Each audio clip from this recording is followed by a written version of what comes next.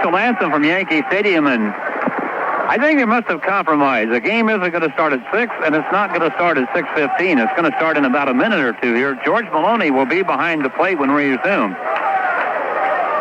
And the Yankees...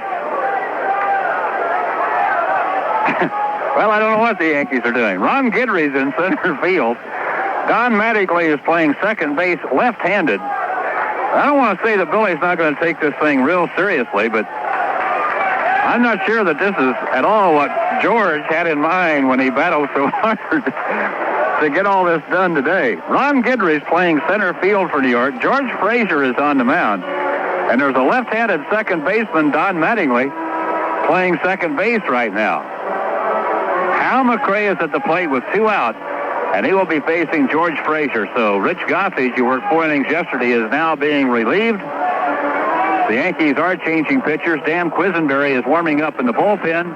The Royals have a 5-4 lead. And the thing about Ron Guidry playing center field, the Yankees just may have their best center fielder out there right now. He might be the best center fielder on his club. He is a tremendous outfielder, but he has never played there in the big leagues before. He's about to now. So we're set to resume this game. We are in the top of the 9th. George Brett has hit the 2-run homer. It now stands. It looks like we'll get the game in weather-wise. Hal McRae's at the plate. 2 out. Royals up 5-4. Here's Denny. Okay, Fred, do you remember what Hal McRae has done in this game? Think back now, without looking at your score sheet. Now, I'll tell you what he's going to do. He told me on the plane, I am going to go up there and kick up some dust and get some great riff. I am not going up there and get cheated. Well, now that he sees Don Mattingly out there at second base, he might be inclined to punch the ball toward right field. Max 0 for 3. You're right. He's grounded to third, flied to center, bounced into a double play, and drawn a base on ball. Frazier is going to work from the stretch position. And now they're going to appeal that somebody, as they rounded first base on the home run, missed first base. And now they're going to appeal that somebody, as they made their way around the bases, missed second base, I do believe. Oh, you're kidding. Now, Billy is going to say, well, how do these umpires know? The umpires who were officiating the game 3 weeks ago weren't even here. Now they're going to appeal to second base.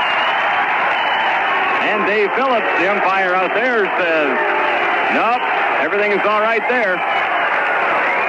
And now Billy Martin is going to have a little meeting with Dave Phillips. And now Billy is saying to Dave, well, how do you know he didn't miss first base? You weren't even here. And Dave is saying, yeah, but I talked to the other 4 umpires, and they told me that everybody touched the base they were supposed to touch. You know what they're flirting with, Denny? There's a rule in the rule book about making a farce of the game. And I'm going to say right now that the Yankees have probably done about enough, that they've got everybody just about disgusted enough, that they just might be very close to saying, we're going to invoke a rule here on you, fella. Well, Billy Martin has had 3 weeks to think about this, all the different little ploys that could be used to influence the outcome of the game, and we saw it, Fred, on the afternoon when he went out to protest that the bat that George Brett used to hit the home run was illegal. So having had 3 weeks to sit on it, I am sure that he has perused the rule book very thoroughly, and he will use everything that he can think of to the Yankee advantage. I think what we've got now is the Yankee protest. George Maloney, who's back of the plate, is indicating that the game is being played under protest. Now, what is the basis of that protest? That's what I'd like to know.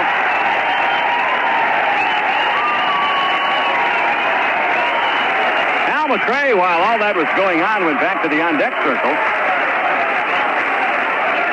And now he once again approaches the batter's box.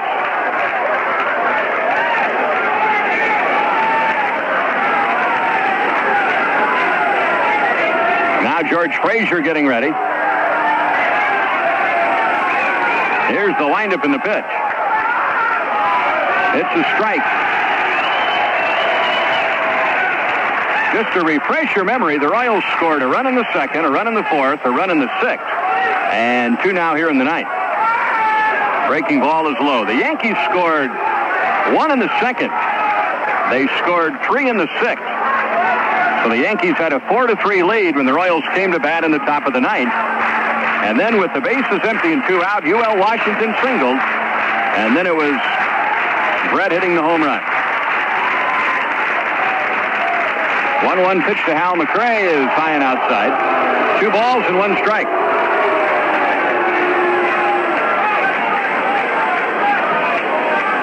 Amos Otis would be next if Hal McRae can get aboard here.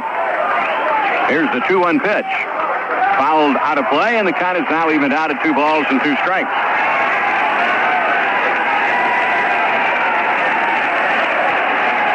I wonder how many times a left-hander has played second base in the big leagues.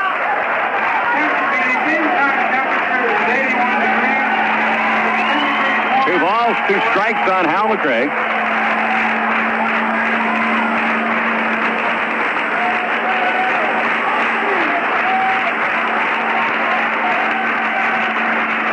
George Frazier taking the sign from his catcher, Butch Weiniger. Here's the 2-2 pitch. Foul back to the screen.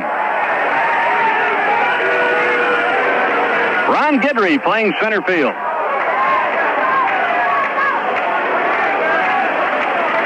Winfield in left, Steve Kemp in right. Ken Griffey, who was on the disabled list, back on the 24th of July, is at first base. Breaking ball, a swing and a miss, and Hal McRae strikes out, and the inning is over. So the Royals get 2 runs on 2 hits.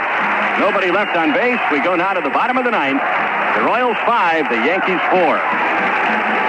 I've tried a lot of beers, but I always come back to Pabst. This is the place for the real taste of beer. Pabst is the place. This beer, Pabst is the place. Pabst Brewing Company, Milwaukee, Wisconsin. The Yankees will now come to bat in the bottom of the ninth inning, trailing 5-4. The Royals 5 runs, 13 hits and no errors. The Yankees 4 runs, 8 hits and no errors. Don Mattingly will be the first to face Dan Quisenberry.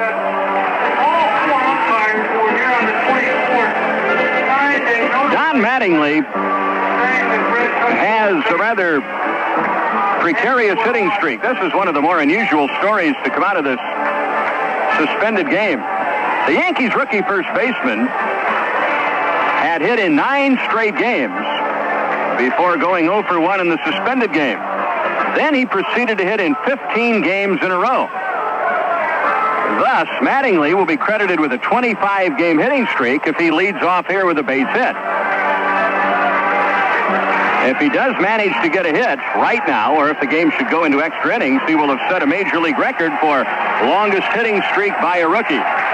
Mike Vail holds the current major league mark, hitting in 23 straight games with the Mets in his rookie year of 75.